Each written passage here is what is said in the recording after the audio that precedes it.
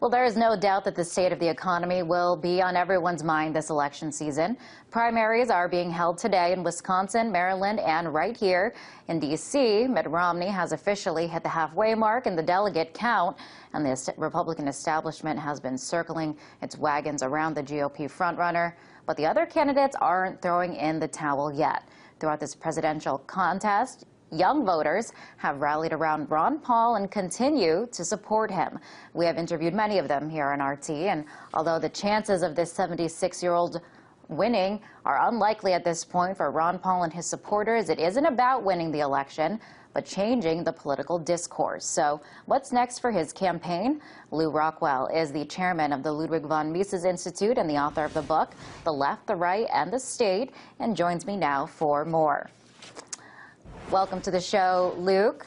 So Ron Paul backers are still as energized as ever about their candidate, but at this point in the race, it doesn't look like he's going to pull off the nomination. But Ron Paul has said it isn't about winning. It's pretty unlikely, although I would say not impossible. There's some people who feel that Ron has far more delegates than the official media are giving him credit for. And of course, if there were to be a brokered convention, and I agree that it's unlikely but not impossible, though, who knows what could happen. In Warren G. Harding, my favorite president of the 20th century, ended up, even though he went into the Republican convention way behind in delegates, everybody liked him, and because everybody liked him so much, and he was such a dignified and a pro-liberty candidate, by the way, sort of the Ron Paul of his time, he ended up being the nominee and winning by a huge margin, one of the biggest margins ever in American history.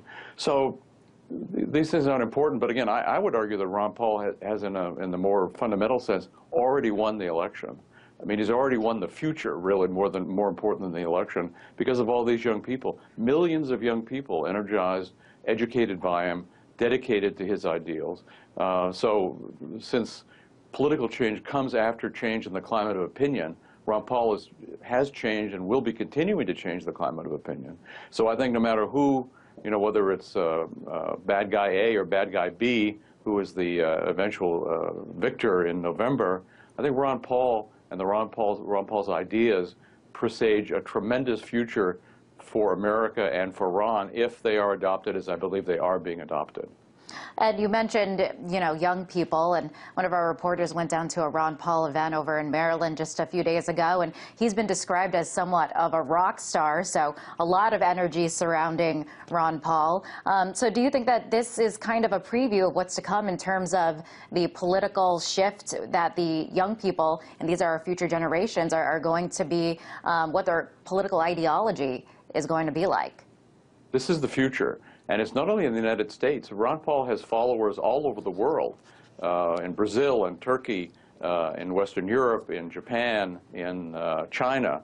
I mean, I'm sure in Russia, too. All over the world, young people are looking to Ron Paul. They see him as something so different from the regular politician and as offering solutions to the horrible problems that we face, that we don't need to go down an economic hole, that we don't have to have a police state, we don't have to have a bloody empire murdering hundreds of thousands, millions of people. We don't have to have that kind of country. So we can have a better America.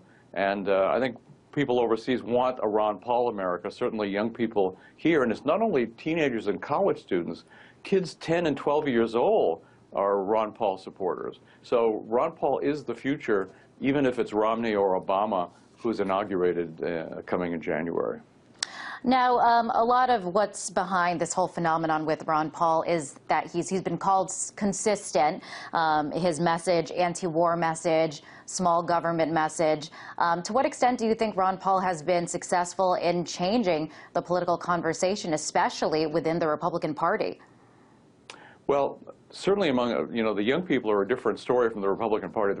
I must say I don't have much respect or liking for the Republican Party. The Republican Party is a pretty bad bunch. We only have to look at what they did when George W. Bush, who was sort of the Romney of his time, vast deficits, vast wars, expansion of the police state. I mean, Obama is just George W. Bush with a different haircut. So I think the Republican Party, I don't know. I mean, I think it has to be my own view is this is an educational struggle, and hearts and minds are changed outside of political parties, which are just partisan. I mean, it's just about my gang instead of your gang being in power. It's not a very inspiring thing, and I think kids see through it. They see it as corrupt. They see that this is not the path to follow. So I think, again, I don't know about the Republican Party. I'm sure there are some decent people in the Republican Party, especially the temporary ones who went into it to support Ron Paul. But the party itself, it's corrupt, it's authoritarian. It represents the worst of America. The Democrats too also do, by the way. So they're all bad. Both parties are bad. The two wings of the same predatory bird, as Butler Schaefer puts it. So I think it has to be outside politics, outside of both of those parties. And I think the Ron Paul people are that. These kids are not part of the political system, but they are going to change this country, and change will have to come from the bottom up. It never comes from the top down, except change towards evil comes from the top down. So change for good will come from these kids. And it makes me very enthusiastic, very optimistic about the future, despite the economic troubles we have, the vicious American police state. As you know, the so-called Supreme Court just the other day said that people can be strip searched if they're picked up for not walking their dog on a leash. I mean, even I don't think, it's just incredible what's going on. So the government is getting worse and worse and worse every day, and it started out pretty bad.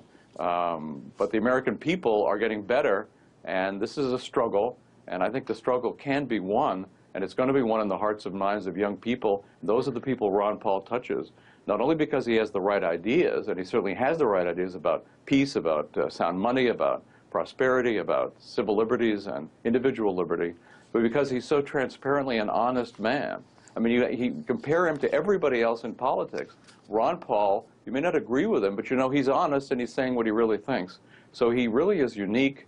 I don't think, by the way, the success of Ron Paul means that we should, that politics is the way to go about things, because he is unique. I don't think there's anybody else like him. And he's going to continue to be a leader. After he's out of Congress, he's going to continue to lead these young people, many more of us older types too, towards a very different kind of country. So it's exciting, and what's going to happen in November, all these primaries and so forth, are far less important in the scheme of things in the long term than what Ron Paul is doing with these young people. All right, Lew, pleasure to have you on the show. That was Lew Rockwell, chairman of the Ludwig von Mises Institute and author of The Left, the Right, and the State.